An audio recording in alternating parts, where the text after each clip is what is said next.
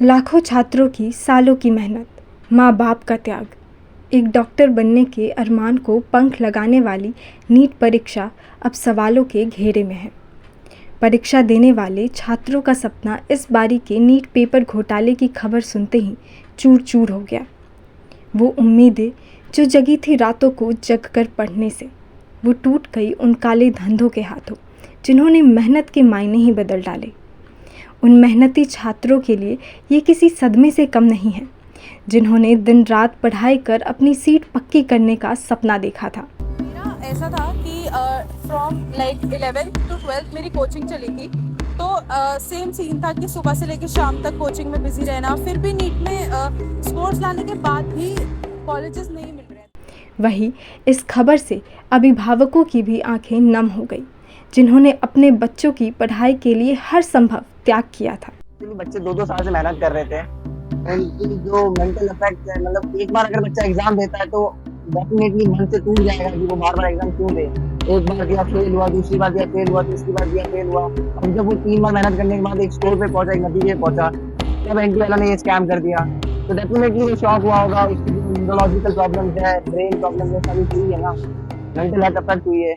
दरअसल मई महीने में बिहार से नीट पेपर लीक की शुरुआत हुई। कुछ गिरोहों ने पेपर को लीक कर दिया और कुछ छात्रों को परीक्षा से पहले ही सवालों को बता दिया गया। जांच में पता चला है कि परीक्षा से जुड़े कुछ लोगों की मिलीभगत से ही ये पेपर लीक होना संभव हुआ, जिसने छात्रों के सालों की तैयारी को सवालों के घेरे में खड़ा कर दिया है। मेहनत करने वाले छात्रों की आंखों में निराशा और गुस्सा है।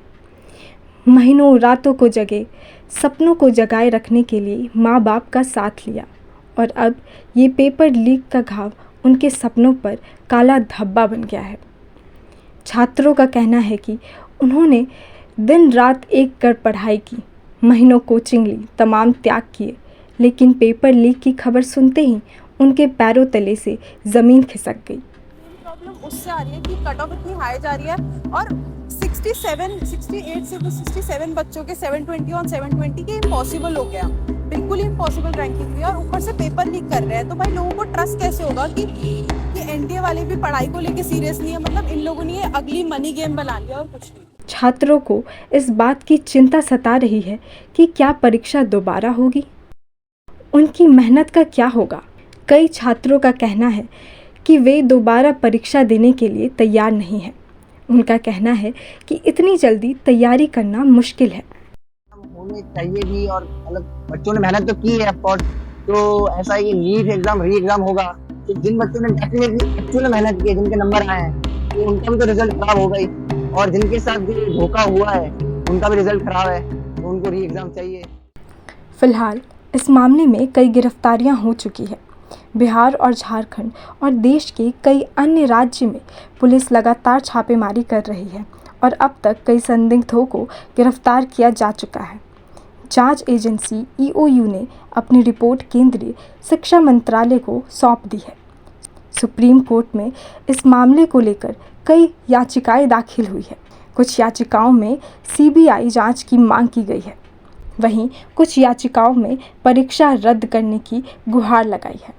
ये घटना लाखों छात्रों के भविष्य से जुड़ी है। हमें उम्मीद करनी चाहिए कि जल्द ही इस मामले में इंसाफ होगा और कठोर कार्रवाई की जाएगी ताकि भविष्य में ऐसी घटनाएं दोबारा ना हों।